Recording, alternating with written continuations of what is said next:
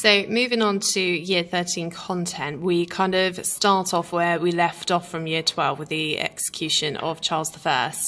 Now, obviously, with the monarchy being executed and therefore dissolved, they have to establish a republic. So a republic is a government which does not have a monarchy as its head of state.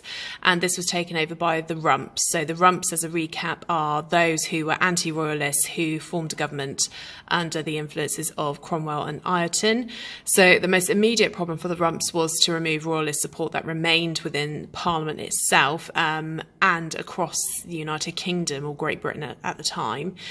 This is more notably because Ireland was a royalist stronghold. Don't forget that Ireland is more notably Catholic, and Charles was seen to be lenient towards Catholicism in aspects of his reign, and Charles II was immediately declared king in Scotland upon Charles I's execution in February 1649, bearing in mind that Scotland were previous allies of Cromwell and his alliances. However, Scotland, as much as they were kind of anti-Charles, they were still quite pro-monarchists, and therefore they immediately declared Charles King of Scotland. Now, the Rumps resolved this by declaring itself the sole legislative body. That means that they are solely the group that are permitted to form laws and pass laws. It also elected the Council of State, which acted as a government council, and this was similar to the Privy Council. You could argue this is almost like an early modern version of the Prime Minister's cabinet. So this would take on the form of political advice. From March 1649, the monarchy in the House of Lords was abolished completely, bearing in mind that the House of Lords were those who were kind of the main advisories to the monarchy. They are nobles, they are advisors to the monarch, so they felt that the House of Lords also needed to be abolished in addition to the monarchy.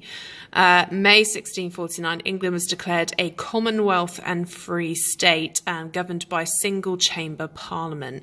So before Charles's execution, and what we have now in Parliament in modern day society, is a bicameral chamber parliament, which means that we have two chambers. We have the House of Lords and we have the House of Commons. What the Rumps have effectively done here is turned the government into a single chamber government or single chamber parliament, which effectively means there's no House of Lords, there's no monarchy, there's simply the House of Commons, and they are elected, and therefore they believe it's a free state and therefore more democratic. The Navy were also developed via the creation of 20 new warships. This was in response to international concerns because foreign powers abroad, particularly Catholic powers, did not see the legitimacy of this republic. They felt that they were not legal, and as a result of that, the monarchy should be reinstated, particularly as Charles had two successors in the shape of Charles II and James II.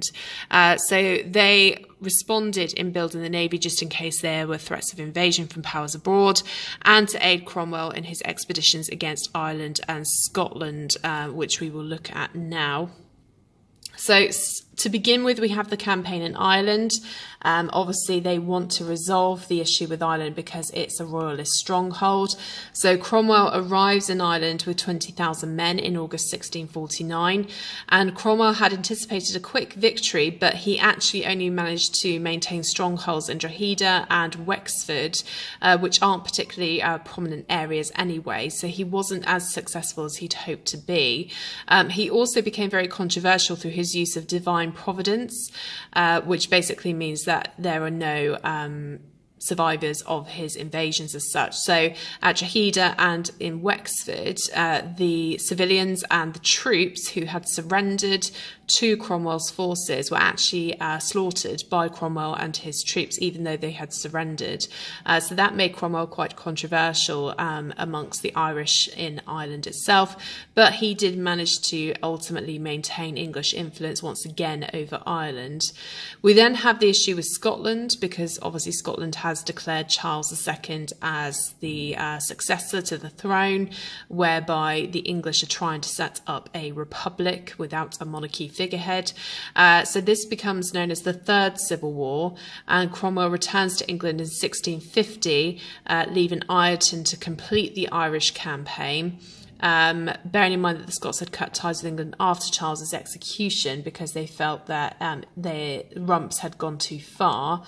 Now the Covenanters, who are the Scots, and Charles II assembled an army to invade England because Charles wanted to succeed the English throne, with Cromwell being appointed commander-in-chief as a result of Fairfax's hesitation. Fairfax, if you can recall from Year 12 content, was quite hesitant to have Charles executed. Charles I, he wanted to negotiate with him, whereas Cromwell and more so Ireton wanted to put Charles on trial, which is eventually what happened anyway. But Fairfax was quite reluctant to launch a campaign against Scotland and against the successor to the monarchy.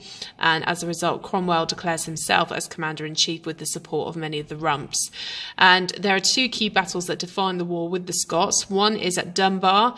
So Cromwell defeated the Scots with the aid of 15,000 in September 1650, and that's followed shortly by Worcester, where Charles led his army south a year later after his defeat at Dunbar, hoping to gain support. But his dispirited troops, because of morale, the economy in Scotland wasn't particularly good at that time, the fact that they hadn't been paid, so there was a repeat of monarchy leadership under Charles II like there was under Charles I, were quickly defeated by Cromwell in 1651.